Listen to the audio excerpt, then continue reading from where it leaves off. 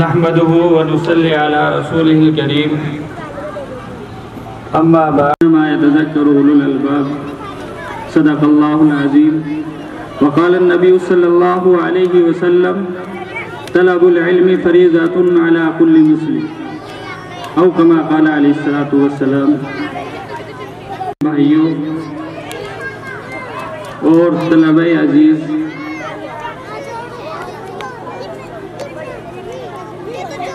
آج کا ہمارا یہ جلسہ صبح سے ہی چل رہا ہے اور پنڈال میں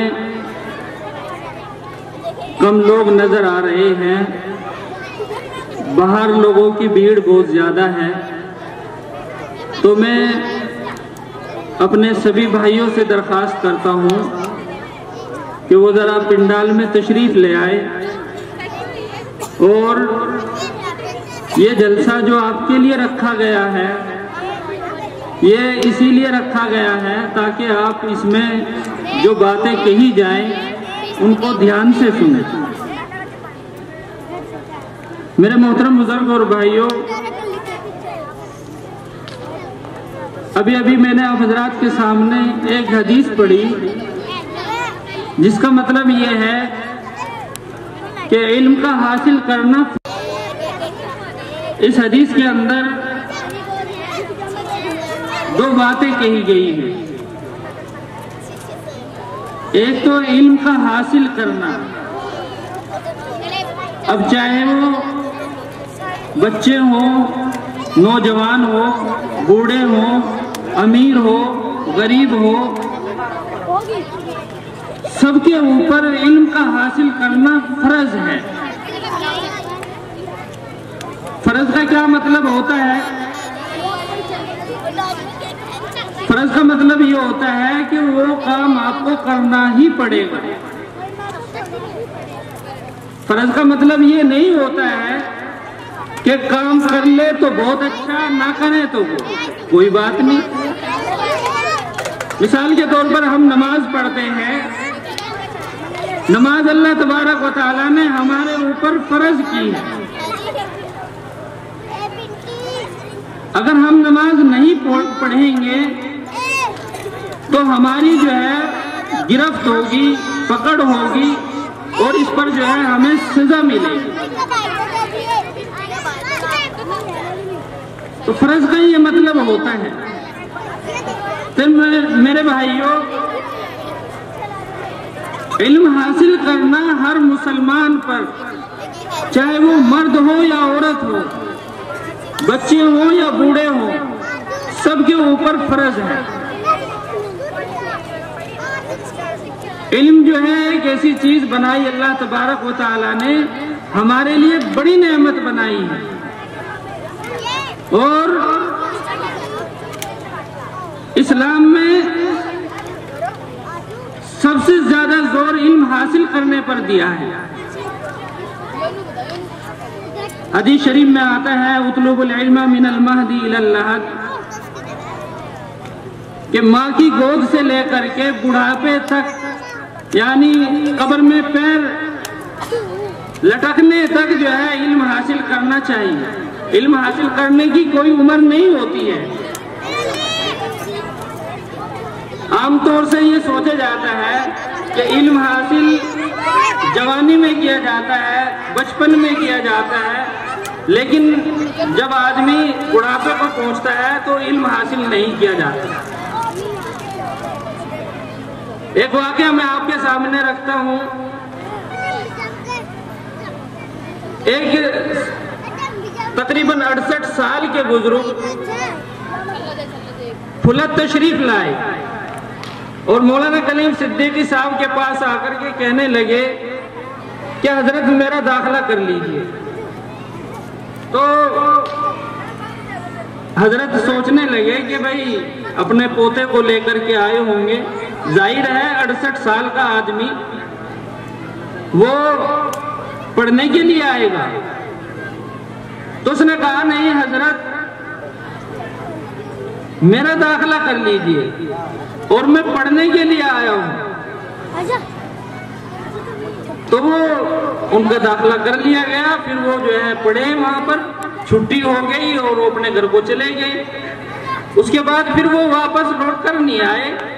کئی سال کے بعد میں داعیہ اسلام حضرت مولانا کلیم صدیقی صاحب، وہ جانسٹ میرا پور کے تھے، جب ان کو کئی آدمی جو ہے پکڑ کر کے لے سے میں نے جو ہے اپنا پڑھائی شروع کی تھی، آج الحمدللہ میں حافظ قرآن ہو گیا ہوں، آپ دعا فرما دیجیے۔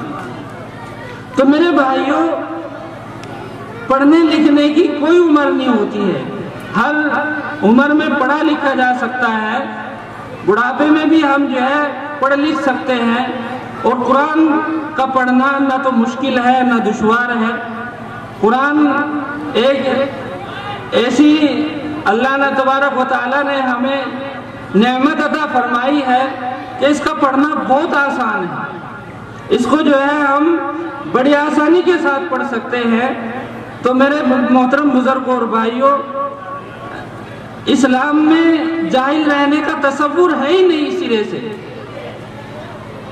مذہب اسلام کا آغاز لفظ اقرا سے ہوا ہے، یعنی پڑھنے سے ہوا ہے، ہمیں پڑھنا ہی پڑے گا۔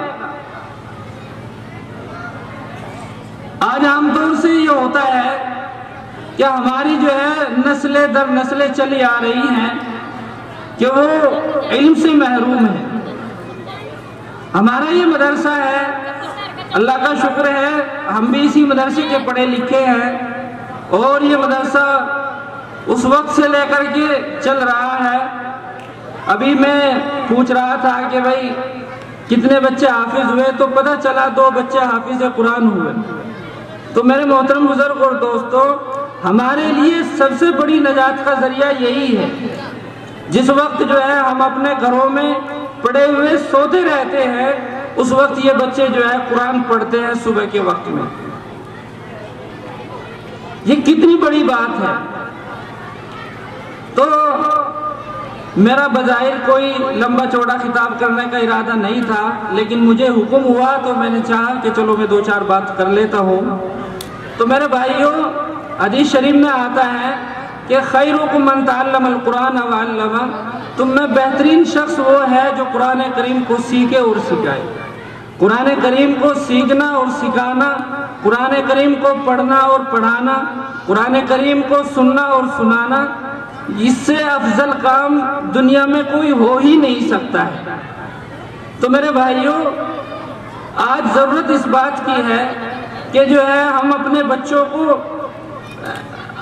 بچوں کو تیار کریں، جیسا کہ مولانا جاوید صاحب نے ابھی فرمایا کہ ہماری آمدنی کا جو حصہ ہوتا ہے وہ تقریباً شادی بیاہ میں اور دوسرے رسم و رواج میں خرچ ہوتا ہے۔ ہماری آمدنی کا زیادہ سے زیادہ حصہ ہمیں اپنے بچوں کی پڑھائی پر کرنا چاہیے۔ ہماری آمدنی کا زیادہ سے زیادہ حصہ ہمارے بچوں کی پڑھائی پر ہونا چاہیے۔ تو اس سے یہ ہوگا کہ ہماری جو آنے والی نسلیں ہیں وہ انشاءاللہ جو ہے دین کے اوپر چل کر کے زندگی گزاریں گے۔ علم ایک روشنی کا نام ہے اور جہالت ایک تاریکی کا نام ہے۔ علم ہوتا ہے تو روشنی ہوتی ہے، اور جہالت یعنی ان پڑھ رہنا یہ ایک اندھیرا ہوتا ہے۔ زندگی میں روشنی کی سب سے زیادہ ضرورت پڑتی ہے۔ میرے بھائیوں، تو ہمیں کوشش یہ کرنی ہے کہ ہم جو ہے اگر قرآن کے پڑھے لکھے نہیں ہیں تو ہمیں قرآن کو سیکھنا چاہیے۔ اسلام میں یہ تصور ہے ہی نہیں ہے ان پڑھ رہنے کا، کوئی بھی ان پڑھ نہیں رہ سکتا ہے۔ آج سے 1400 سال پہلے اللہ کے نبی صلی اللہ علیہ وسلم نے یہ اعلان فرما دیا تھا کہ کوئی بھی پڑھا لکھا ان پڑھ نہیں رہ سکتا اسلام میں، نہ ان پڑھ رہنے کی گنجائش ہے۔ یہ جلسہ صبح سے چل رہا ہے، اور اس جلسے میں جو ہے علماء اکرام تشریف لانے والے ہیں، اور بچے صبح سے جو ہے پروگرام پیش کر رہے ہیں۔ تو اتنا بھی ہمارے سے نہیں ہو رہا ہے کہ کم از کم ہم اپنے بچوں کی حوصلہ افزائی کے لیے اپنے بچوں کو دیکھ لیں کہ ہمارے بچے کیسا پروگرام پیش کر رہے ہیں۔ یہ ہمارے نزدیک علم کی اہمیت ہے، یہ ہمارے نزدیک مدرسے کی اہمیت ہے۔ آج ہم نے جو ہے مدرسے کو دوسرے ثانی درجے کا کام سمجھ لیا ہے، جبکہ جو ہے مدرسے کا پہلا کام ہونا چاہیے۔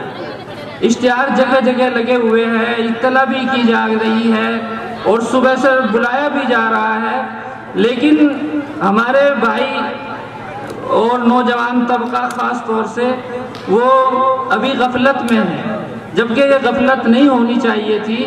ہمارے جو ہے پہلے سے اپنے کاموں کو فارغ کر کے اور ہمیں جو ہے مدرسے آ جانا چاہیے تھا، اور ہم جو ہے جو صبح سے بچے پروگرام پیش کر رہے ہیں یا جو علماء خطاب کر رہے ہیں ان کو ہمیں دھیان سے سننا چاہیے اور ان پر جو ہے ہمیں عمل کرنا بھی چاہیے۔ نیت ہے میرے بھائیوں اور بزرگوں اسلام میں علم حاصل کرنے کی، تو مجھے زیادہ کچھ بات نہیں کرنی ہے۔ میں سبھی بھائیوں سے درخواست کروں گا کہ یہ پروگرام جو ہے اصلاح معاشرہ کے تعلق سے ہے، یعنی معاشرے کی اصلاح۔ ہمیں جو ہے اپنی اصلاح بھی کرنی ہے، ہر آدمی اپنی اصلاح کرنے کی کوشش کرے، برائیاں جتنی ہیں ان کو ختم کرنا ہے، اور جتنی بھی چیزیں ہیں برائیاں ہیں، فساد ہے، بگاڑ ہے، اور سب سے بڑی چیز پہلے ہم جو ہے یہ سنتے تھے کہ ہمارے گاؤں میں کوئی بھی ایک نشہ کرنے والا نہیں ہے۔